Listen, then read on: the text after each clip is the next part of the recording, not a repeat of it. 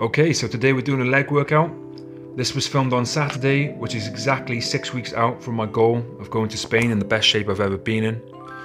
At the moment, my leg workouts are determined by how much pain I'm in. I've had this persistent knee pain now for, well, going on 18 months to some degree.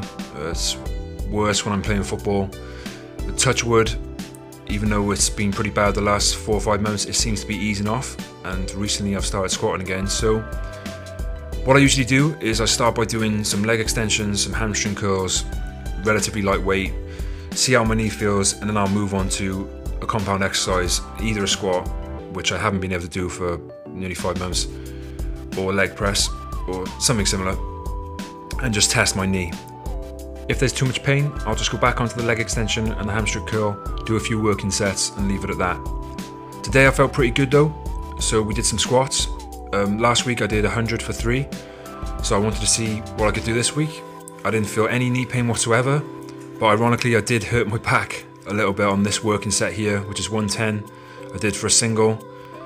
Felt a little tweak in my back, so I just backed off, did another set with 100, managed to get 5. I felt okay for the rest of the session, but unfortunately a couple of days later now, I can feel a little bit of an irritation in my lower back, so I'm gonna have to be careful for the next week or so. Overall, it feels great to be squatting again. Like I said, I haven't been able to do it for nearly 5 months. It's been really depressing me because I was progressing so much on the squat at the beginning of the year, but this knee pain is really getting to me. It's been a few months now since the football season has ended, so I don't know if it's that.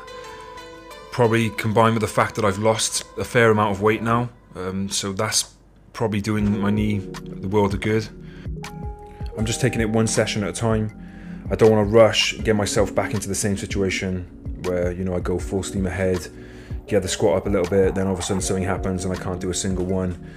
Not only is that just not productive, but it's very depressing and you can lose motivation by doing that.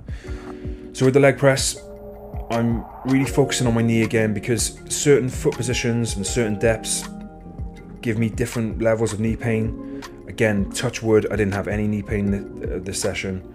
I'm praying that this is it now, I can train my legs properly, but as I say, just focus on each one. If it starts to hurt, I'll just stop.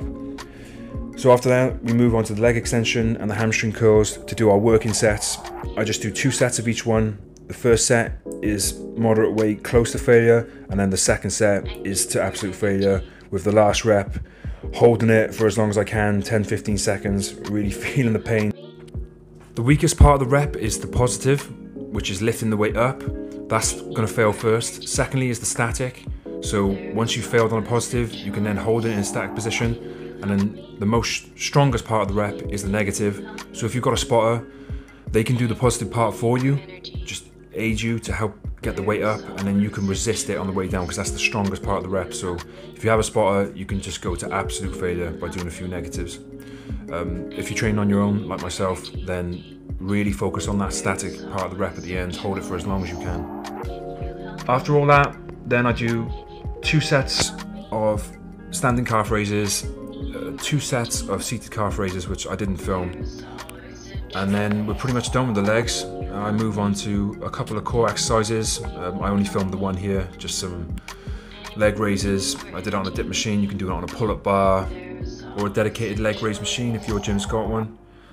Then I did a few crunches, some kettlebell movements, and then I moved on to do 15 minutes of cardio, and that's it, I'm done.